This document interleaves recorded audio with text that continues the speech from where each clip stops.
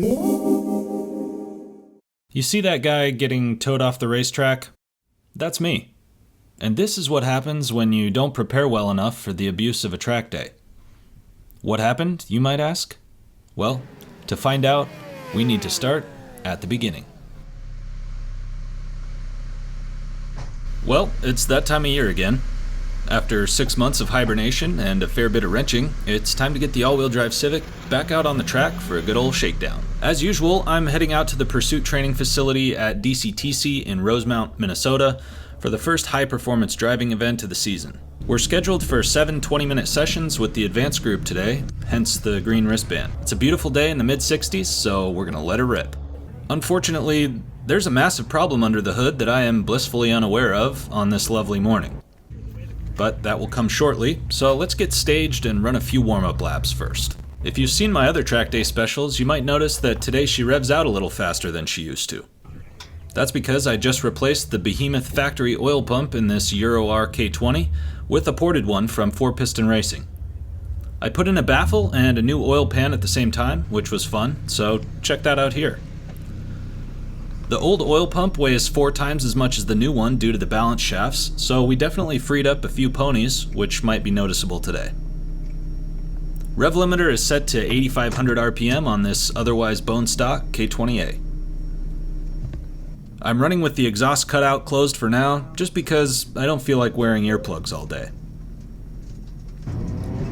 In the middle there are some gauges for your viewing pleasure: water temp on the left, oil pressure in the middle, and fuel level on the right, if you can even read them. Roughly speaking, needles pointed straight up or slightly left is good for water and oil.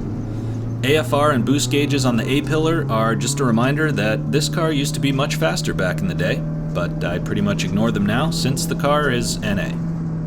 It's also all-wheel drive, as I mentioned, so for you new people, check out this video for the build breakdown. We're running last year's Bridgestone RE71 RS's all around at 32 PSI for starters, and they're still pretty dang sticky once they're warmed up. Now that I'm not worried about breaking the oil pan, the suspension is set up about as low as it'll go without rubbing. I'm also running a custom air dam to the radiator now, so we should stay nice and cool all day.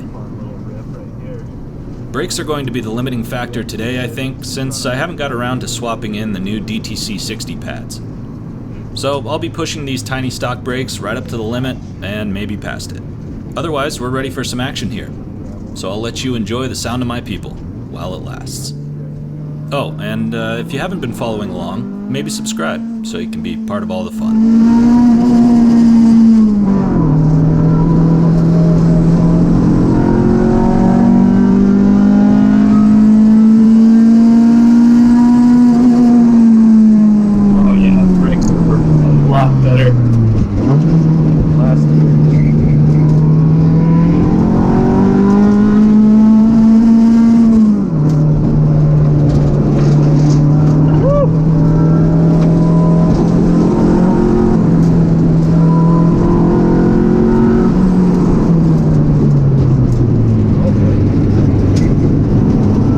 Already getting some brake fade.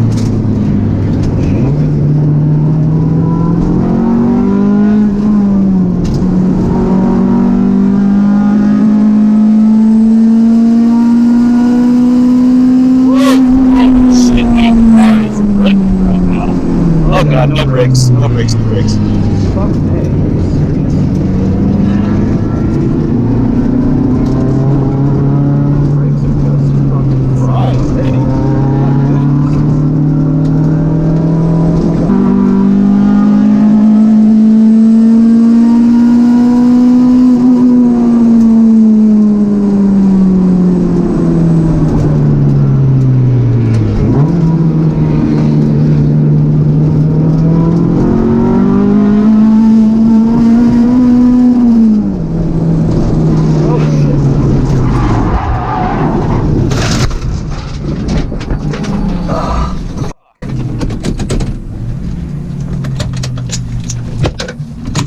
Something's on fire.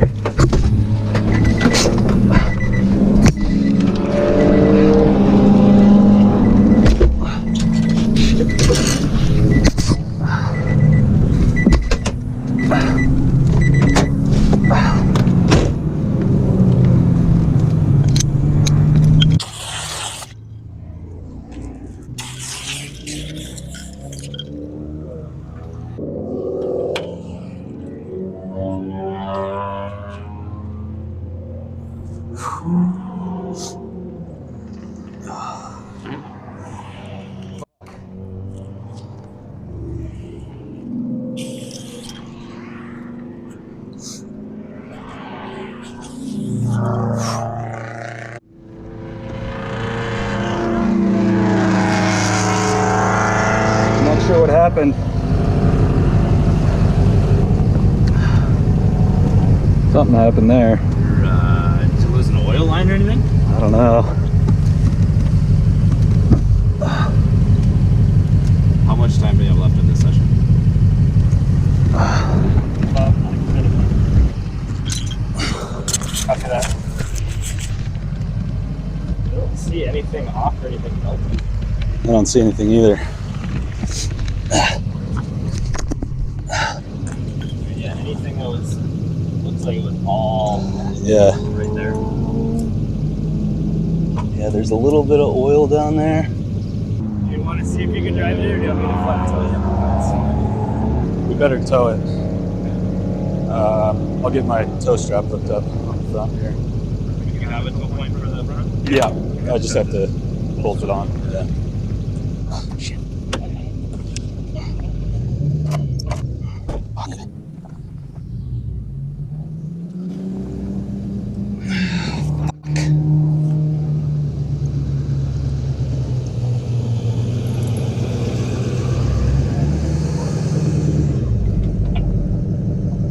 Okay. That should be enough to get us through.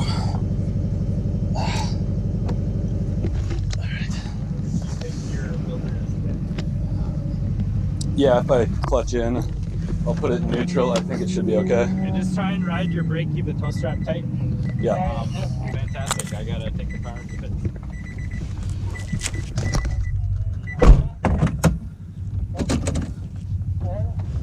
Correct.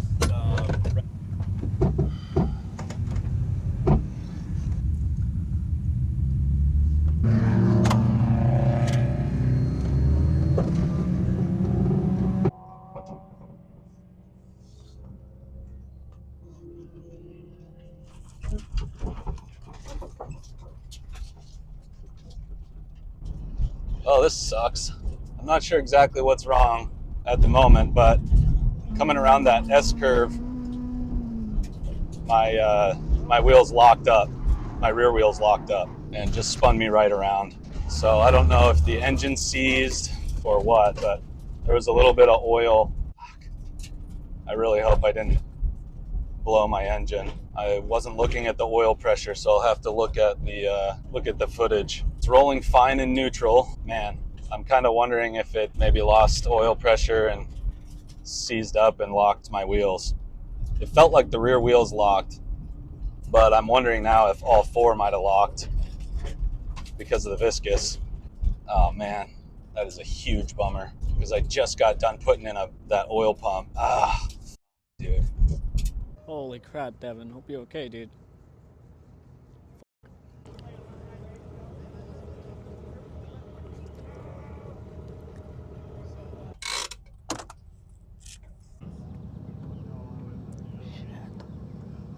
We can just push it right here. That's fine.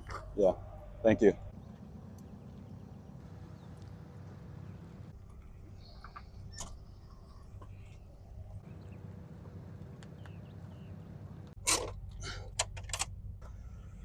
Shit. I don't know. Let me grab my phone here. I'm gonna have to go back and look at the footage. I'm not sure what happened, but we got oil here definitely.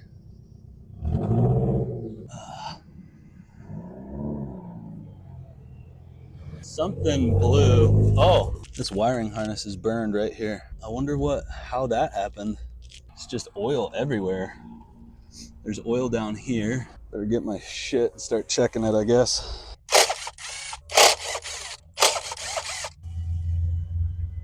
There's oil coming from somewhere.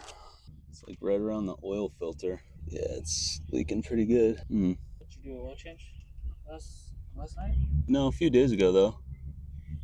It was fine. Yeah, I had it out on a test drive and everything. There was no leaks. It's dripping pretty good. There's still some on the dipstick.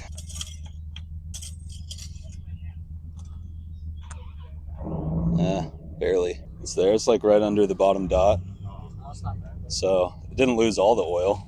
How's it going? Is it alright? I don't know. What happened? Little fire. Yeah, so a little bit of an oil leak from somewhere. Yeah, I'm sorry to hear that, man. It's all good. We'll figure it out. Yeah. Yeah. Good luck, man. Thanks. I'll come check in on you after. Okay. Let's see what these temperatures are. Yeah, we definitely weren't overheating. Guess I'm kind of curious if it leaks while you idle. Yeah. It's not gonna make it any worse by starting it, I guess. All right, I'm gonna start it.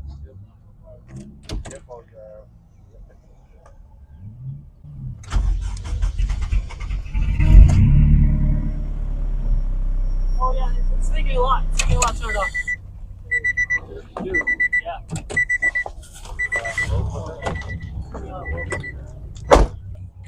Coming out the filter.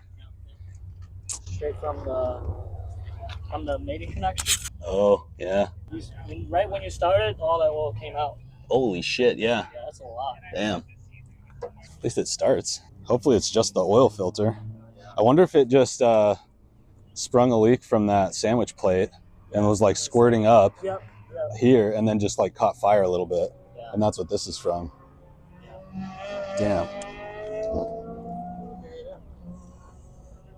Oh, look at all this. Just soot. Damn. It looks like we had an oil leak from the filter on the back of the engine. I'll just show you.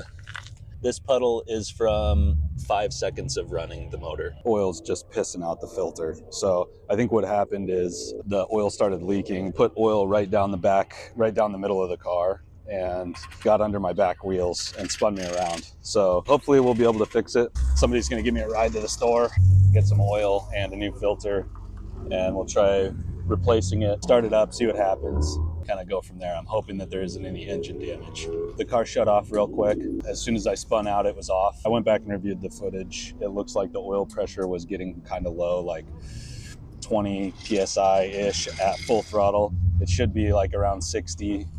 That was pretty scary though, not gonna lie. I was hauling ass through that little S-curve, that little chicane. The brakes were definitely smoking as well. So, but there's kind of oil all over the place. I saw oil kind of on the rear.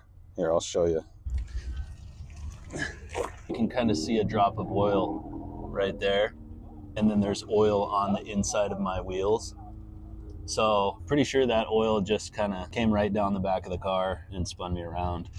It's a huge oil leak. There's black all over the back of the valve cover there. I think it actually caught on fire at some point.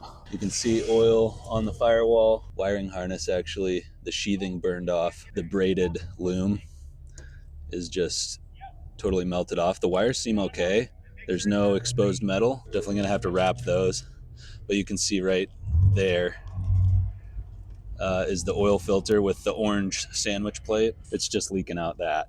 I'll have to check and see when we pull that filter off if that seal's still intact, because that oil leak could also be coming from the oil pressure sensor that's sitting right there on top of the sandwich plate. That oil must have been really spraying up in there. I mean, look at all this. That was definitely on fire momentarily. Everything else seems to be okay. I'm good. No body damage, no undercarriage damage that I can see. You can see on the inside of my front mud guards. There's some oil. There was definitely not any oil on that before, so it's just massive oil leak. So I'm really lucky that I got the engine shut off immediately. I didn't hear any knocking or anything when I restarted it, so hopefully we're okay. We'll get back with an update after we get that oil changed.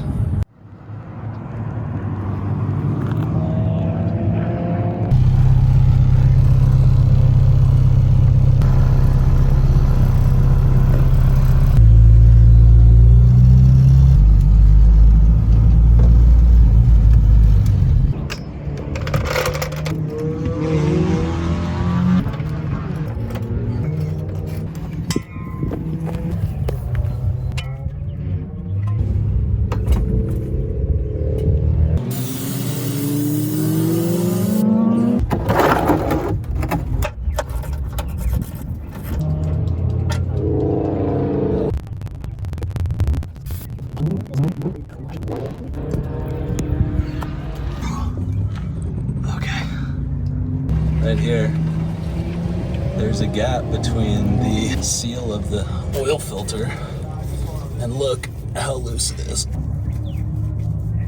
It just backed off on me completely. Unbelievable. I cannot believe that happened. It's possible that this oil sandwich plate thing is loose too. Yeah, that's loose too. Damn. I gotta tighten that up. It looks like the whole oil filter, sandwich plate and all, has come loose. Look at this. Oil is just pissing out both of these seams here.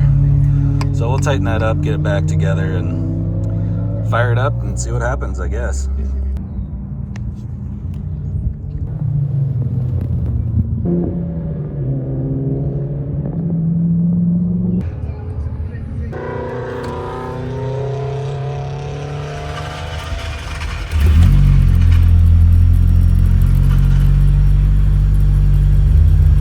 We have oil pressure.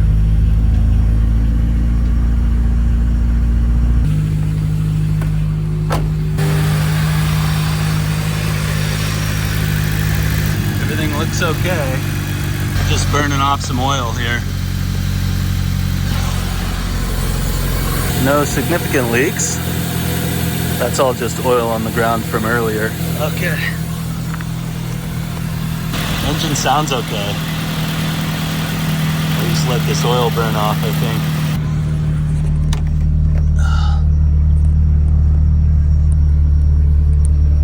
think. Pressure's good. See where that oil pressure ends up when the car is fully warmed up.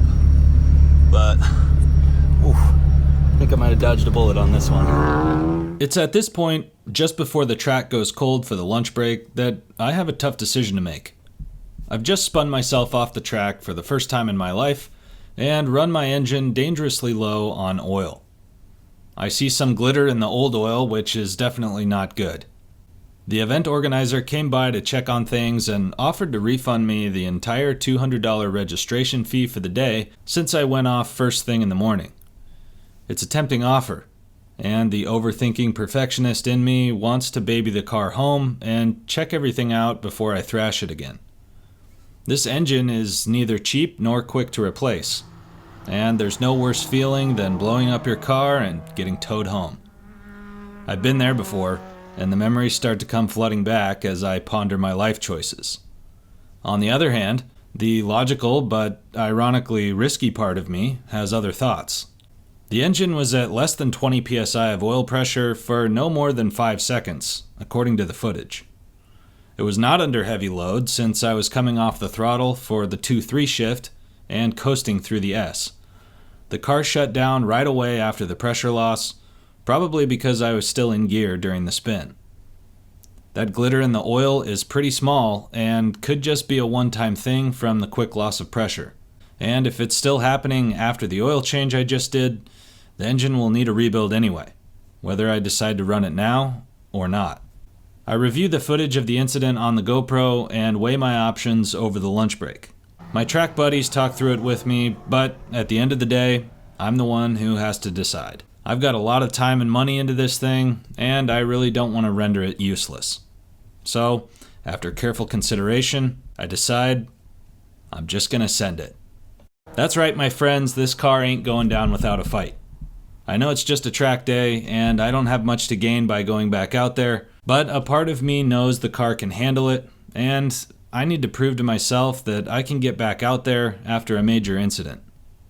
Life is short, and this car was built to be driven, not babied. They say that racing drivers have short memories, and because in another life that's what I want to be, I'm already forgetting. Got the car back together, new oil filter, fresh oil, so I'm just gonna send it because if it's damaged, then it's already damaged and it is what it is. I'm gonna run it kind of easy. There goes nothing, I guess. I'm gonna keep a close eye on these oil pressures. The oil pressure looks great. If it starts dipping below 20, 25 psi, I'll probably cut it. Pray for me. Let's roll.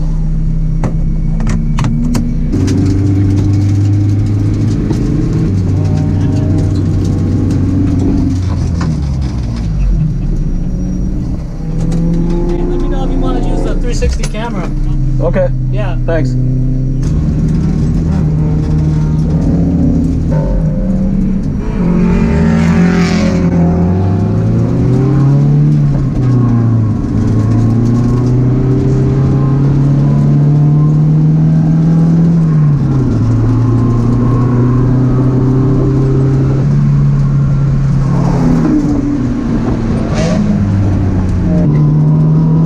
So hard to drive and not put my foot down. It's so difficult. Everything looks fine. I got good pressures. I'm not losing pressure anywhere. Temps look great. Fuel looks great. Car feels good. It's turning in. Shifting fine.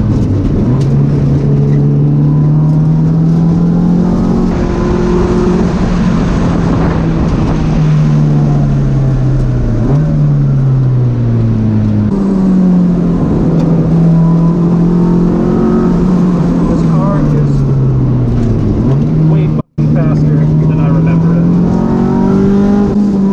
Let's let her eat.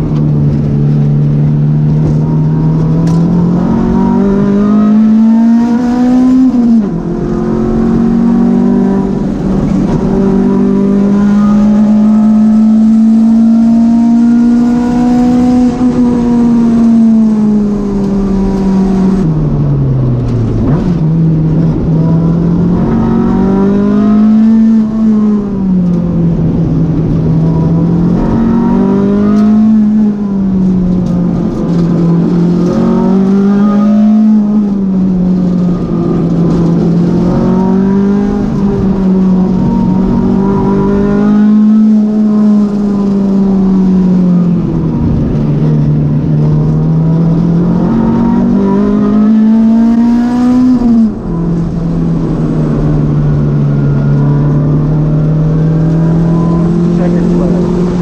Alright, successful mounting. Fuck yeah. Let's go. Oh, I'm glad I didn't go home. I'm so glad I didn't go home. The car is at 185 degrees. Cool as a cucumber, man.